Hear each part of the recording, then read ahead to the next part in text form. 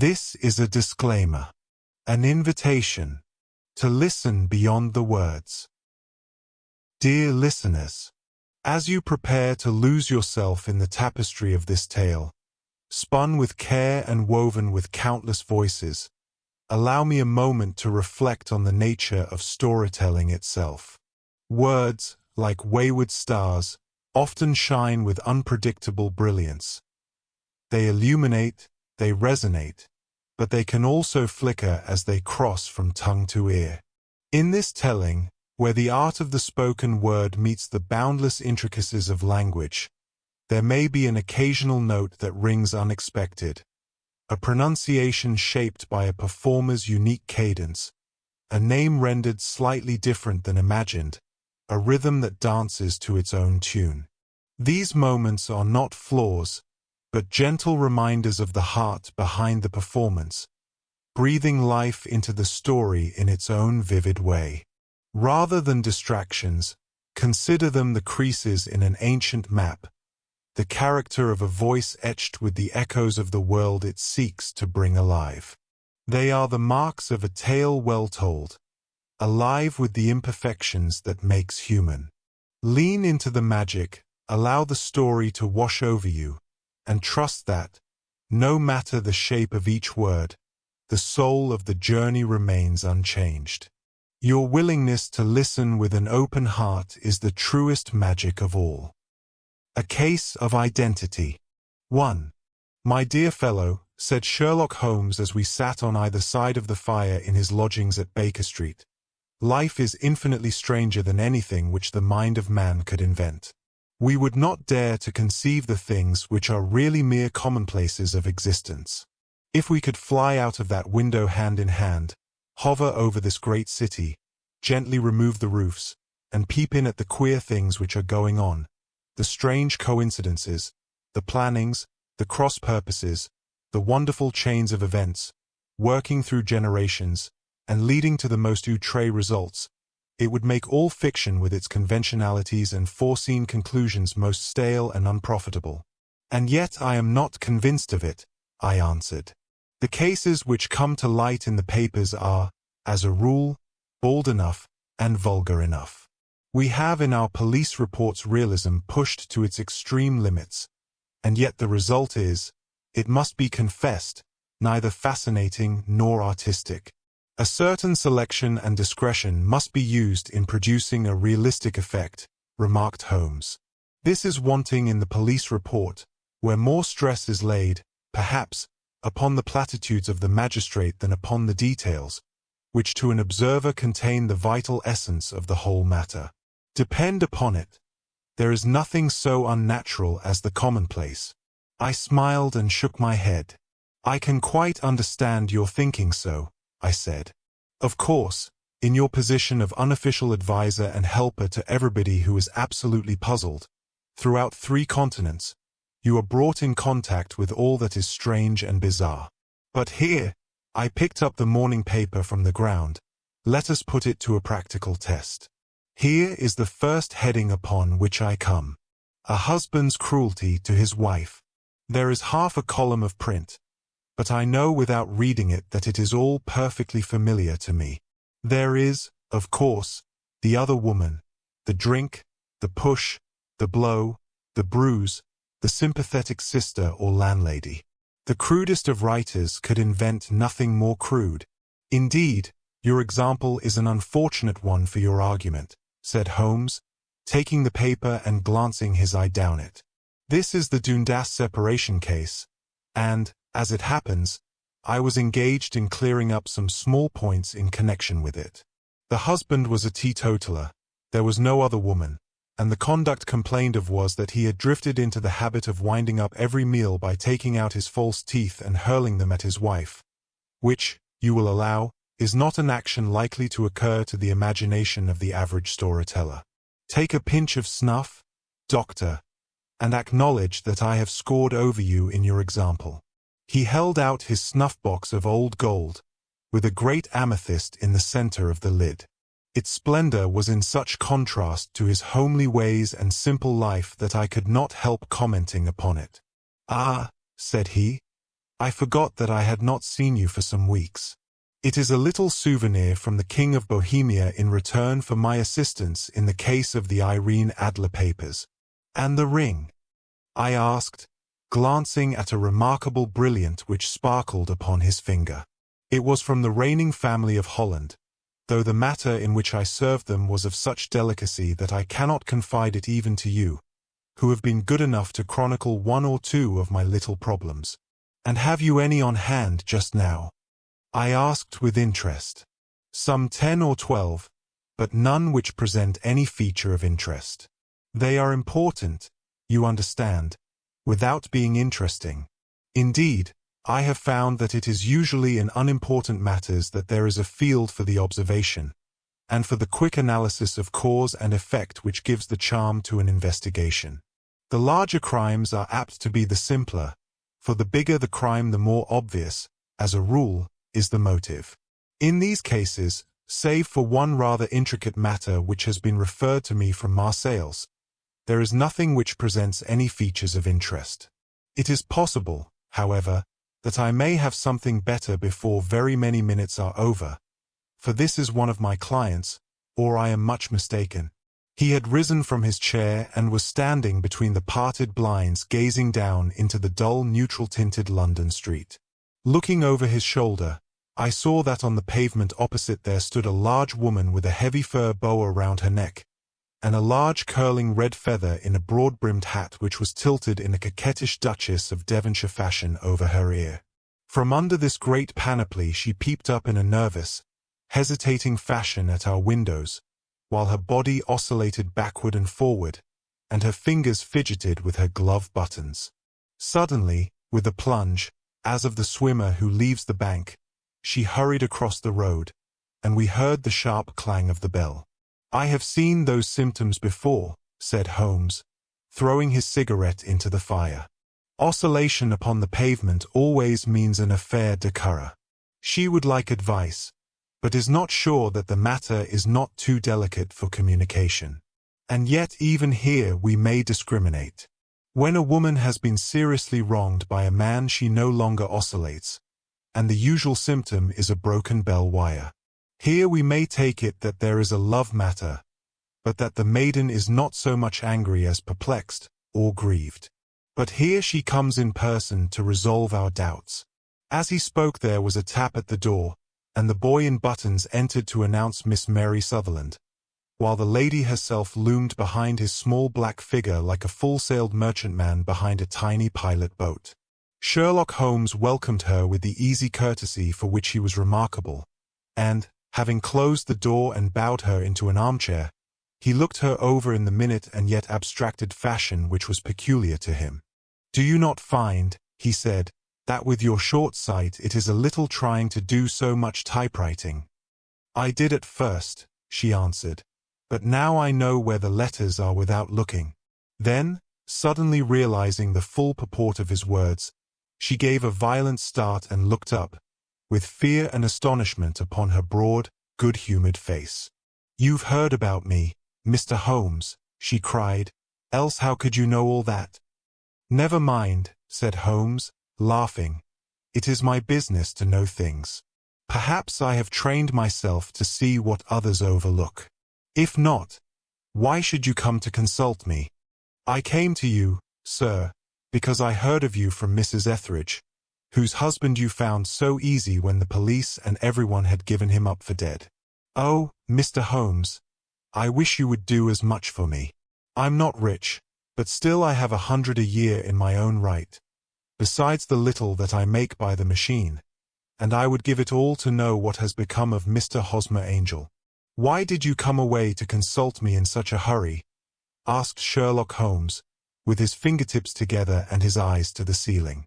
Again a startled look came over the somewhat vacuous face of Miss Mary Sutherland.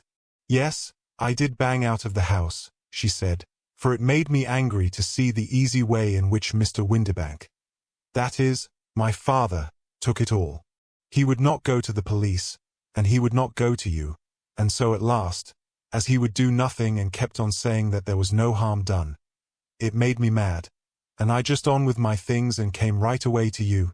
Your father, said Holmes. Your stepfather, surely, since the name is different. Yes, my stepfather. I call him father, though it sounds funny, too, for he is only 5 years and 2 months older than myself. And your mother is alive. Oh, yes, mother is alive and well. I wasn't best pleased, Mr. Holmes, when she married again so soon after father's death, and a man who was nearly 15 years younger than herself. Father was a plumber in the Tottenham Court Road, and he left a tidy business behind him, which mother carried on with Mr. Hardy, the foreman. But when Mr. Windibank came, he made her sell the business, for he was very superior, being a traveller in wines. They got £4,700 for the goodwill and interest, which wasn't near as much as father could have got if he had been alive. I had expected to see Sherlock Holmes impatient under this rambling and inconsequential narrative, but, on the contrary, he had listened with the greatest concentration of attention. Your own little income, he asked, does it come out of the business? Oh, no, sir. It is quite separate and was left me by my Uncle Ned in Auckland. It is in New Zealand stock, paying 4.5%. £2,500 was the amount, but I can only touch the interest. You interest me extremely, said Holmes. And since you draw so large a sum as 100 a year, with what you earn into the bargain, you no doubt travel a little and indulge yourself in every way. I believe that a single lady can get on very nicely upon an income of about £60. I could do with much less than that, Mr. Holmes, but you understand that as long as I live at home I don't wish to be a burden to them, and so they have the use of the money just while I am staying with them. Of course, that is only just for the time.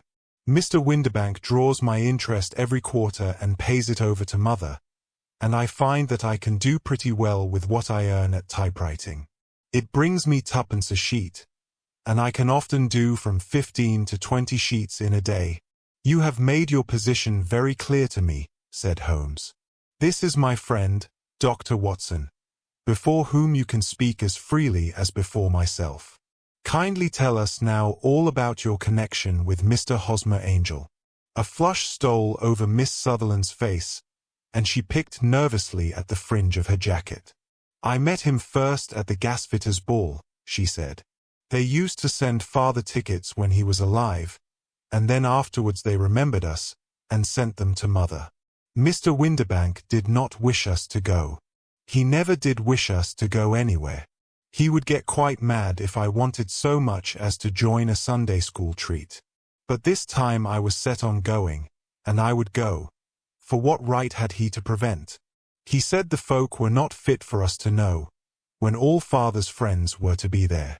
And he said that I had nothing fit to wear, when I had my purple plush that I had never so much as taken out of the drawer.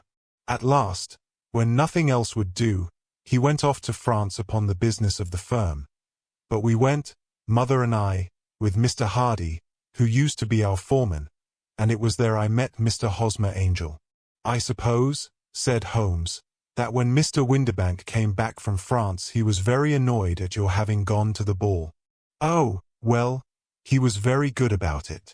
He laughed, I remember, and shrugged his shoulders, and said there was no use denying anything to a woman, for she would have her way.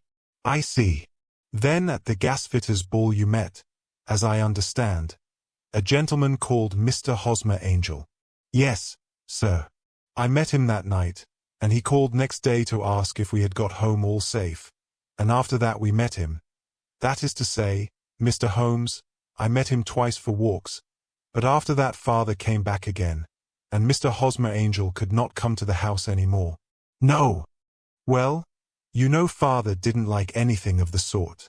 He wouldn't have any visitors if he could help it, and he used to say that a woman should be happy in her own family circle. But then, as I used to say to mother, a woman wants her own circle to begin with, and I had not got mine yet. But how about Mr. Hosmer Angel? Did he make no attempt to see you? Well, father was going off to France again in a week, and Hosmer wrote and said that it would be safer and better not to see each other until he had gone. We could write in the meantime, and he used to write every day. I took the letters in the morning, so there was no need for father to know. Were you engaged to the gentleman at this time? Oh, yes, Mr. Holmes. We were engaged after the first walk that we took. Hosmer, Mr. Angel, was a cashier in an office in Leadenhall Street. And, what office? That's the worst of it. Mr. Holmes, I don't know. Where did he live, then? He slept on the premises. And you don't know his address? No, except that it was Leadenhall Street. Where did you address your letters, then? To the Leadenhall Street post office, to be left till called for. He said that if they were sent to the office he would be chaffed by all the other clerks about having letters from a lady. So I offered to typewrite them, like he did his, but he wouldn't have that, for he said that when I wrote them they seemed to come from me, but when they were typewritten he always felt that the machine had come between us. That will just show you how fond he was of me, Mr. Holmes, and the little things that he would think of. It was most suggestive, said Holmes. It has long been an axiom of mine that the little things are infinitely the most important. Can you remember any other little things about Mr. Hosmer Angel? He was a very shy man, Mr. Holmes. He would rather walk with me in the evening than in the daylight, for he said that he hated to be conspicuous. Very retiring and gentlemanly he was. Even his voice was gentle. He'd had the quinsy and swollen glands when he was young, he told me, and it had left him with a weak throat and a hesitating, whispering fashion of speech. He was always well dressed, very neat and plain. But his eyes were weak, just as mine are, and he wore tinted glasses against the glare. Well, and what happened when Mr. Windibank, your stepfather, returned to France? Mr. Hosmer Angel came to the house again and proposed that we should marry before father came back. He was in dreadful earnest and made me swear, with my hands on the testament, that whatever happened I would always be true to him. Mother said he was quite right to make me swear, and that it was a sign of his passion. Mother was all in his favor from the first and was even fonder of him than I was. Then, when they talked of marrying within the week, I began to ask about father, but they both said never to mind about father, but just to tell him afterwards, and mother said she would make it all right with him. I didn't quite like that, Mr. Holmes. It seemed funny that I should ask his leave, as he was only a few years older than me. But I didn't want to do anything on the sly, so I wrote to father at Bordeaux, where the company has its French offices, but the letter came back to me on the very morning of the wedding. It missed him, then? Yes, sir, for he had started to England just before it arrived. Ha! That was unfortunate. Your wedding was arranged, then, for the Friday. Was it to be in church? Yes, sir, but very quietly. It was to be at St. Saviour's, near King's Cross, and we were to have breakfast afterwards at the St. Pancras Hotel. Hosmer came for us in a hansom, but as there were two of us he put us both into it and stepped himself into a four-wheeler, which happened to be the only other cab in the street. We got to the church first, and when the four-wheeler drove up we waited for him to step out. But he never did, and when the cabman got down from the box and looked there was no one there. The cabman said that he could not imagine what had become of him, for he had seen him get in with his own eyes. That was last Friday, Mr. Holmes, and I have never seen or heard anything since then to throw any light upon what became of him. It seems to me that you have been very shamefully treated, said Holmes. Oh, no, sir. He was too good and kind to leave me so. Why, all the morning he was saying to me that, whatever happened, I was to be true, and that even if something quite unforeseen occurred to separate us, I was always to remember that I was pledged to him, and that he would claim his pledge sooner or later. It seemed strange talk for a wedding morning, but what has happened since gives a meaning to it. Most certainly it does. Your own opinion is, then, that some unforeseen catastrophe has occurred to him. Yes, sir. I believe that he foresaw some danger, or else he would not have talked so. And then I think that what he foresaw happened. But you have no notion as to what it could have been. None. One more question. How did your mother take the matter? She was angry, and said that I was never to speak of the matter again. And your father? Did you tell him?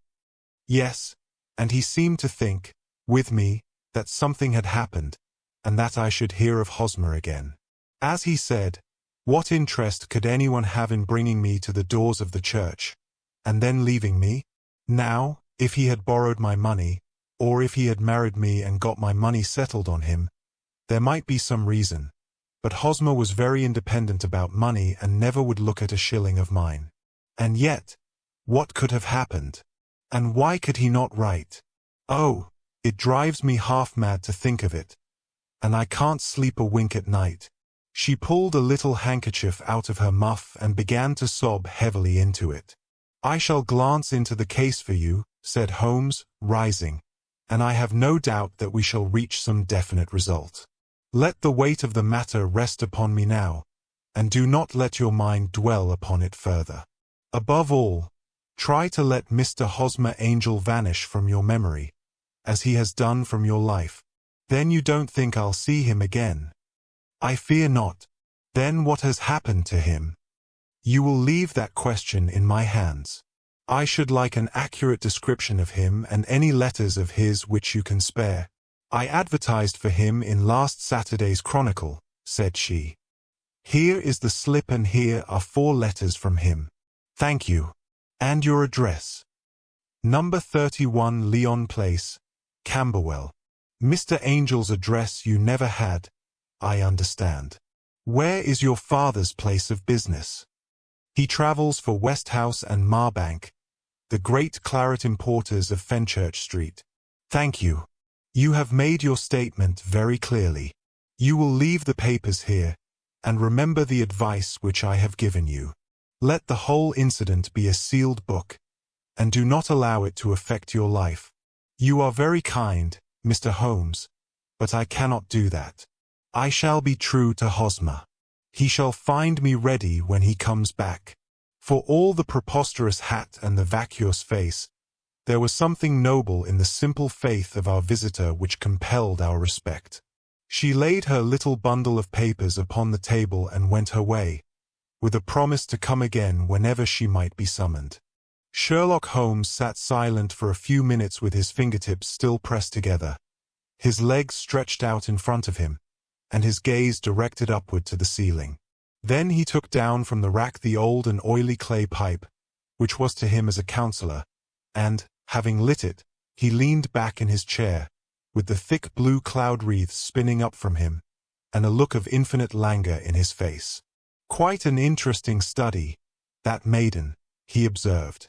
I found her more interesting than her little problem, which, by the way, is rather a trite one. You will find parallel cases, if you consult my index, in Andover in '77, and there was something of the sort at The Hague last year. Old as is the idea, however, there were 1 or 2 details which were new to me. But the maiden herself was most instructive. You appeared to read a good deal upon her which was quite invisible to me, I remarked. Not invisible but unnoticed, Watson. You did not know where to look, and so you missed all that was important. I can never bring you to realize the importance of sleeves, the suggestiveness of thumbnails, or the great issues that may hang from a bootlace. Now, what did you gather from that woman's appearance? Describe it. Well, she had a slate-colored, broad-brimmed straw hat, with a feather of a brickish red.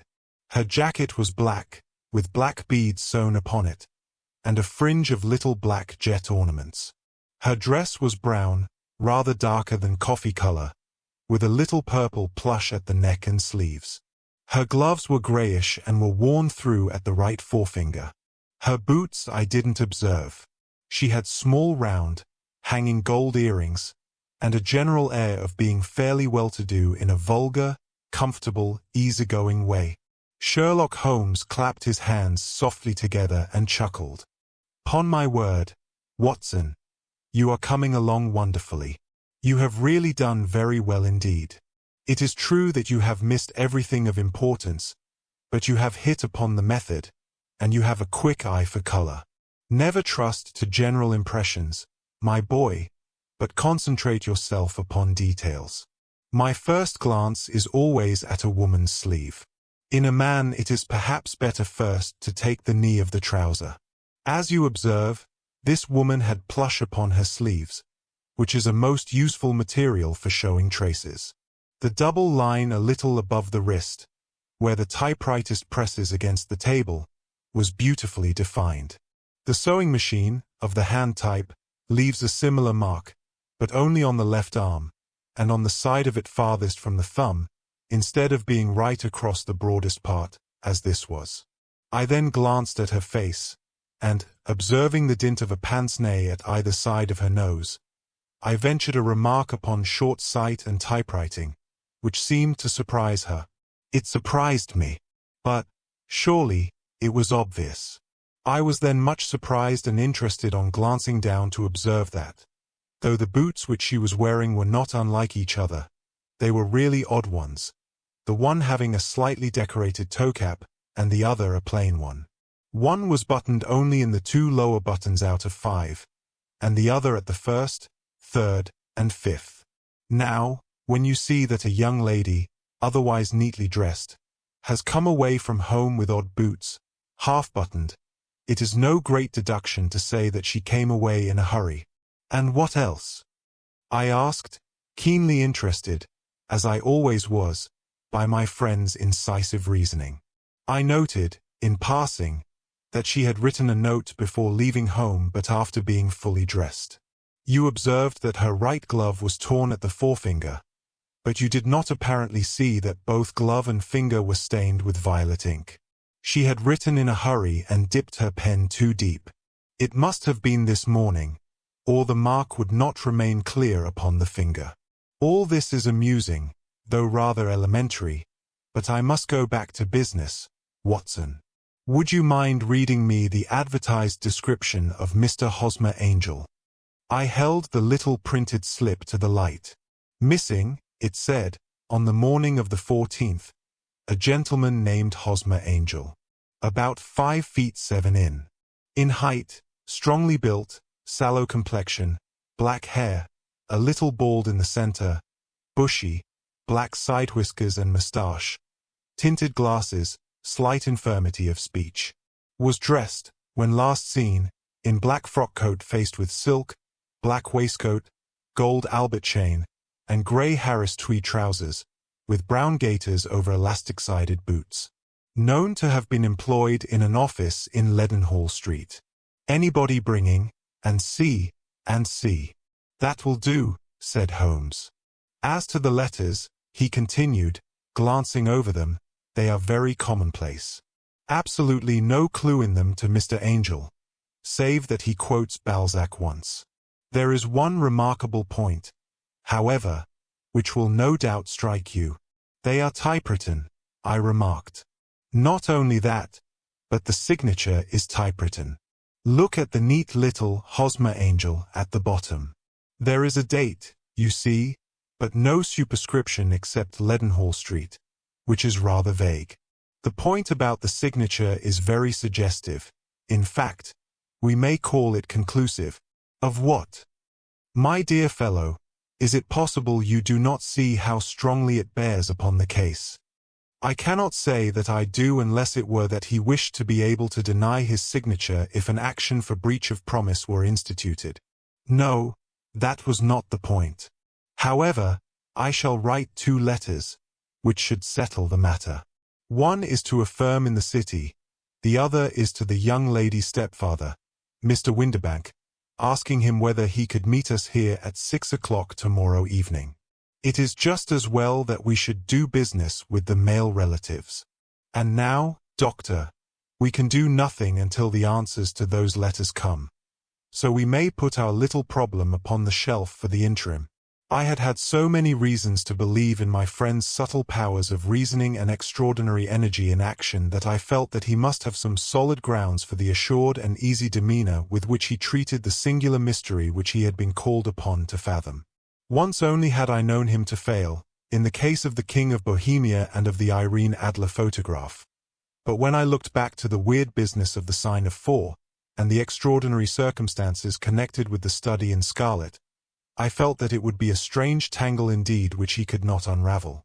I left him then, still puffing at his black clay pipe, with the conviction that when I came again on the next evening I would find that he held in his hands all the clues which would lead up to the identity of the disappearing bridegroom of Miss Mary Sutherland. A professional case of great gravity was engaging my own attention at the time, and the whole of next day I was busy at the bedside of the sufferer. It was not until close upon 6 o'clock that I found myself free and was able to spring into a hansom and drive to Baker Street, half afraid that I might be too late to assist at the denouement of the little mystery. I found Sherlock Holmes alone, however, half asleep, with his long, thin form curled up in the recesses of his armchair. A formidable array of bottles and test tubes, with the pungent, cleanly smell of hydrochloric acid, told me that he had spent his day in the chemical work which was so dear to him. "Well, have you solved it?" I asked as I entered. Yes. It was the bisulfate of baryta. No, no, the mystery. I cried. Oh, that. I thought of the salt that I have been working upon.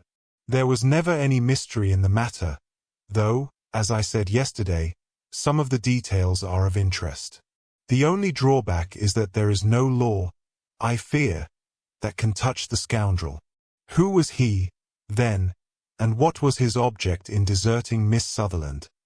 The question was hardly out of my mouth, and Holmes had not yet opened his lips to reply, when we heard a heavy footfall in the passage and a tap at the door. "This is the girl's stepfather, Mr. James Windibank," said Holmes. "He has written to me to say that he would be here at 6. Come in." The man who entered was a sturdy, middle-sized fellow, some 30 years of age, clean-shaven and sallow-skinned, with a bland, insinuating manner, and a pair of wonderfully sharp and penetrating grey eyes. He shot a questioning glance at each of us, placed his shiny top hat upon the sideboard, and with a slight bow sidled down into the nearest chair. "Good evening, Mr. James Windibank," said Holmes. "I think that this typewritten letter is from you, in which you made an appointment with me for 6 o'clock. "Yes, sir. I am afraid that I am a little late, but I am not quite my own master, you know. I am sorry that Miss Sutherland has troubled you about this little matter, for I think it is far better not to wash linen of the sort in public. It was quite against my wishes that she came, but she is a very excitable, impulsive girl, as you may have noticed, and she is not easily controlled when she has made up her mind on a point. Of course, I did not mind you so much, as you are not connected with the official police, but it is not pleasant to have a family misfortune like this noised abroad. Besides, it is a useless expense, for how could you possibly find this Hosmer angel?" "On the contrary," said Holmes quietly, "I have every reason to believe that I will succeed in discovering Mr. Hosmer Angel." Mr. Windibank gave a violent start and dropped his gloves. "I am delighted to hear it," he said. "It is a curious thing," remarked Holmes, "that a typewriter has really quite as much individuality as a man's handwriting. Unless they are quite new, no two of them write exactly alike. Some letters get more worn than others, and some wear only on one side. Now, you remark in this note of yours, Mr. Windibank, that in every case there is some little slurring over of the E, and a slight defect in the tail of the R. There are 14 other characteristics, but those are the more obvious.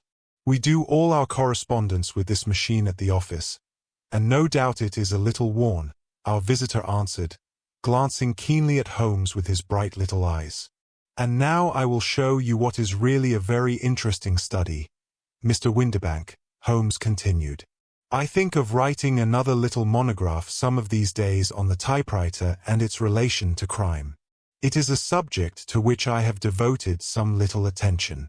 I have here 4 letters which purport to come from the missing man. They are all typewritten. In each case, not only are the E's slurred and the R's tailless, but you will observe, if you care to use my magnifying lens, that the 14 other characteristics to which I have alluded are there as well. Mr. Windibank sprang out of his chair and picked up his hat. I cannot waste time over this sort of fantastic talk, Mr. Holmes, he said. If you can catch the man, catch him, and let me know when you have done it. Certainly, said Holmes, stepping over and turning the key in the door. I let you know, then, that I have caught him. What? Where? Shouted Mr. Windibank, turning white to his lips and glancing about him like a rat in a trap. Oh, it won't do, really it won't, said Holmes suavely. There is no possible getting out of it, Mr. Windibank. It is quite too transparent, and it was a very bad compliment when you said that it was impossible for me to solve so simple a question. That's right. Sit down and let us talk it over. Our visitor collapsed into a chair, with a ghastly face and a glitter of moisture on his brow. It's not actionable, he stammered. I am very much afraid that it is not. But between ourselves, Windibank, it was as cruel and selfish and heartless a trick in a petty way as ever came before me. Now, let me just run over the course of events, and you will contradict me if I go wrong. The man sat huddled up in his chair, with his head sunk upon his breast, like one who is utterly crushed.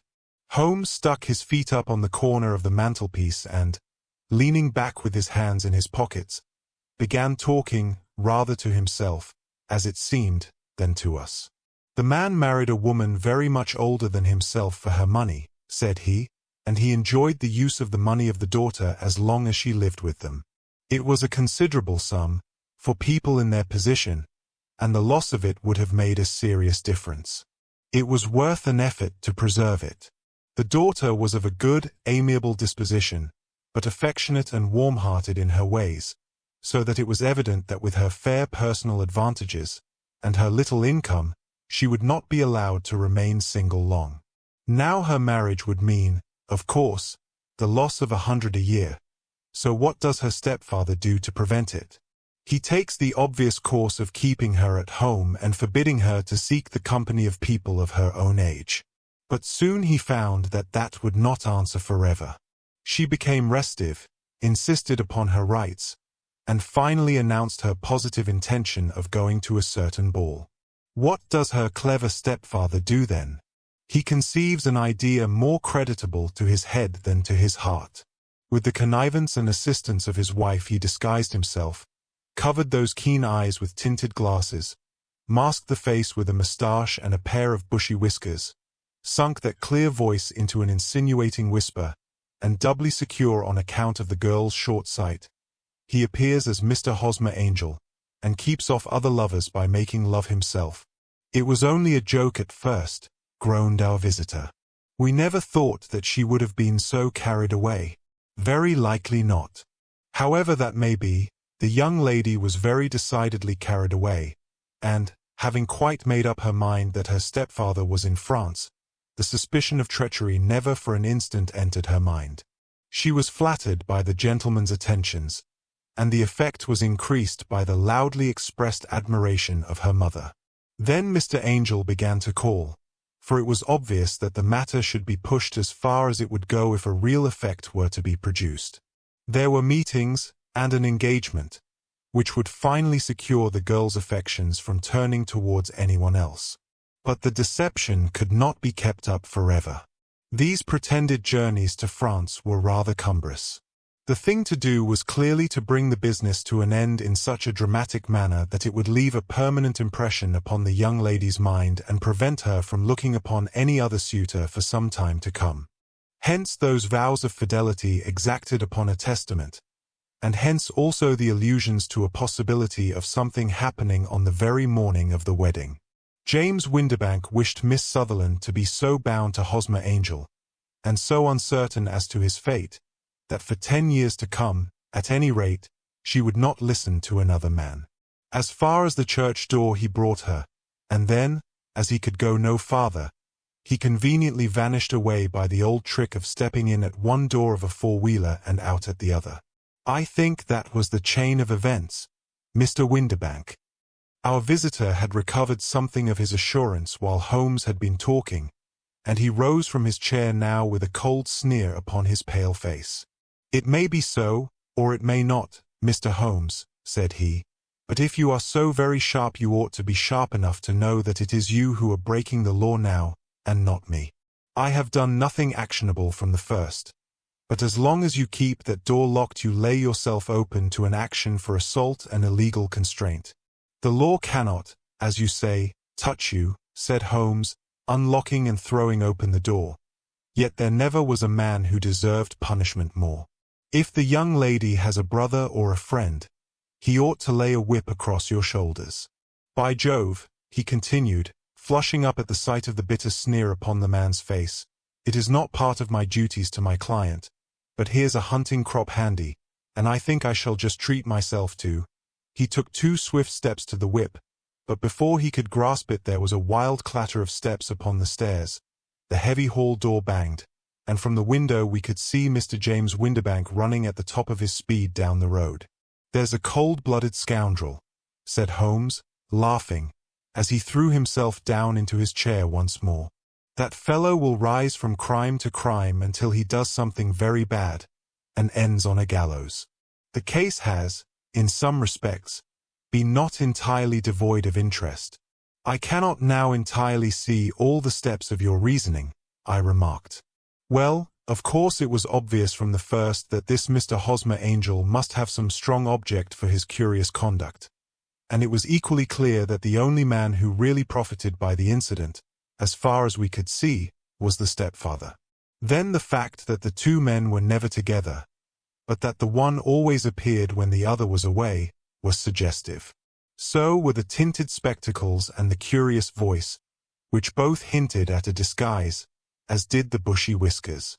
My suspicions were all confirmed by his peculiar action in typewriting his signature, which, of course, inferred that his handwriting was so familiar to her that she would recognize even the smallest sample of it.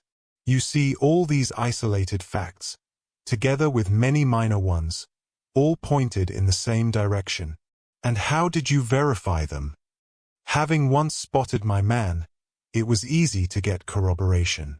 I knew the firm for which this man worked.